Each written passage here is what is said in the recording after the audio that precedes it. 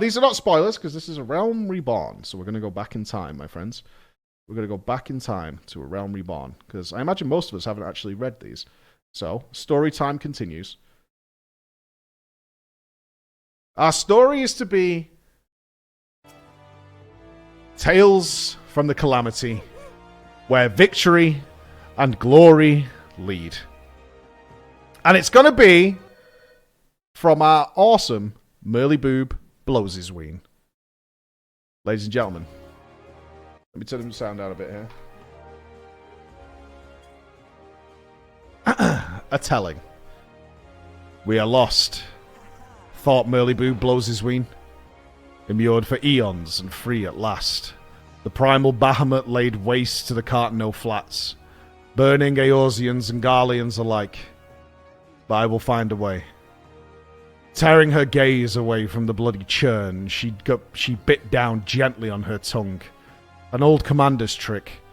And despite the ash-laden air, the voice that issued from her throat was as clear as a compass wind. Belay previous orders. All Maelstrom units are commanded to fall back, effective immediately. In the distance, the Admiral caught a glimpse of Archon Louisoir's resolute silhouette, arms raised in the rite of summoning. Not even the 12 can help us now, she thought with something like despair, as she swung herself into the saddle. Dalamud has hatched, and no man can unbreak an egg.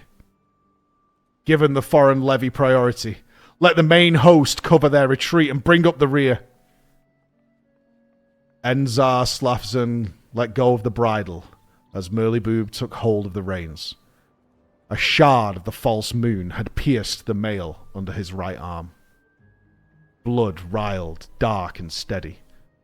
Her adjutant would likely not survive a hard ride.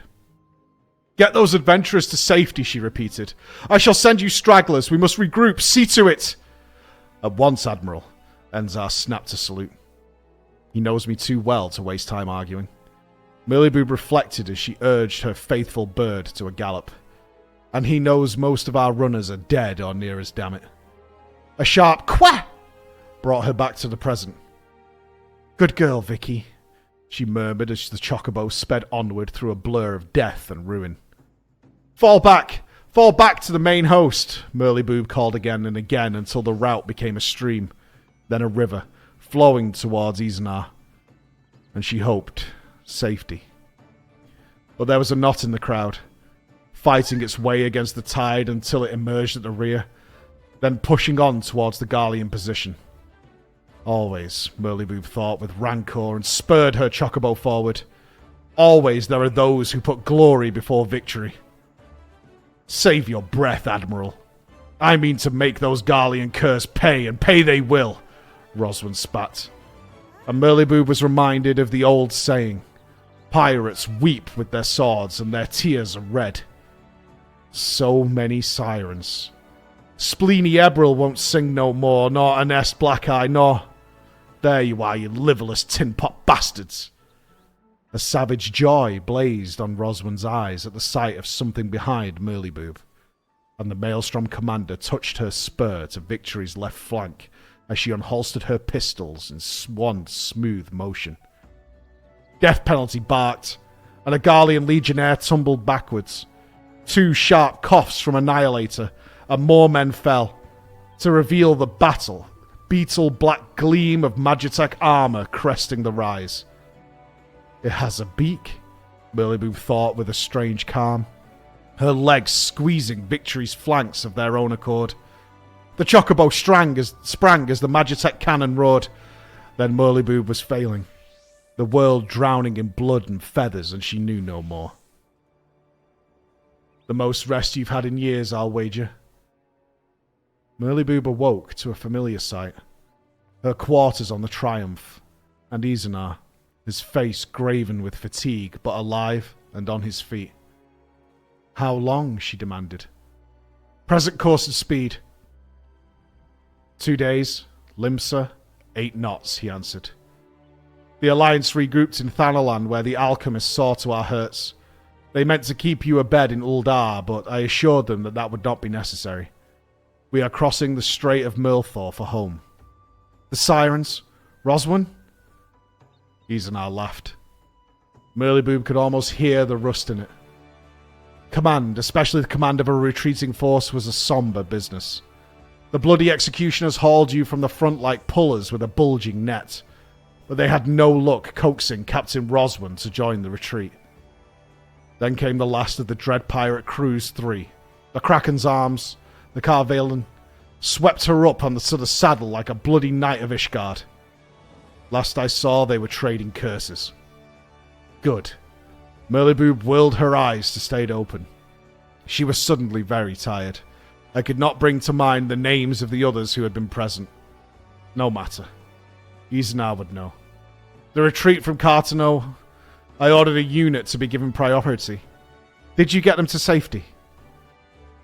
Izanar looked at her, his brow furrowed. Beg pardon, Admiral? My orders were to bring up the rear as the main host retreated, gathering any stragglers you directed towards us, then began regrouping. You did not order that any be given priority over another. The coming days were too full for Merleboob and Izanar to fret over much about her odd lapse. She had taken a blow to her head after all, and it was a trifle compared to what awaited them in Vilbrand. As the Triumph neared home, they saw livid crystals burning from Faris Sirius, flaunting their corruption for all to see. Gladian Bay was a floating Cartano. The sea was strewn with bodies, debris, and hollow-eyed survivors of the tidal wave that had scoured the coastline. Izanar was lucky. Merleboob thought she had surveyed the destruction. What size these shards to make an 8th hell of this fair anchorage? And what of we who have been spared? How can we go on when so much has been lost? I will find a way. Merleboob ordered that the Maelstrom's temporary command be established at the Morabai dry docks, sheltered from the worst of the great wave by the god's grip.